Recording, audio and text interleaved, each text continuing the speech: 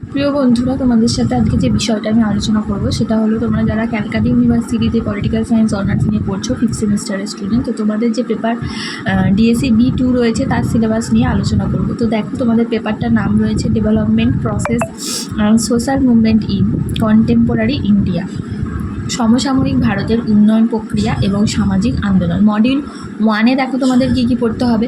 স্বাধীনতার পর থেকে উন্নয়ন প্রক্রিয়া, রাষ্ট্র পরিকল্পনা, উদারীকরণ এবং সংস্কার, শিল্প বিকাশের কৌশল এবং সামাজিক কাঠামোর উপর এর প্রভাব, মিশ্র অর্থনীতি, বেসরকারীকরণ, সংগঠিত ও অসংগঠিত শ্রমিকের উপর প্রভাব।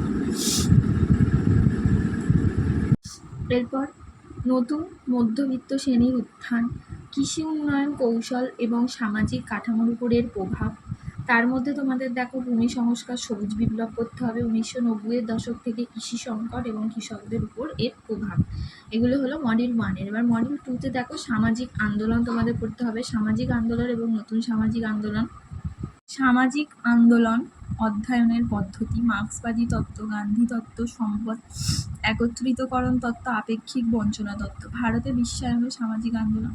এর মধ্যে তোমাদের পড়তে হবে পরিবেশগত আন্দোলন, আদিবাসী আন্দোলন, নারী আন্দোলন আর নাগরিক অধিকার আন্দোলন। এগুলোই হচ্ছে তোমাদের সিলেবাস ডিএসসি B2 পেপারে।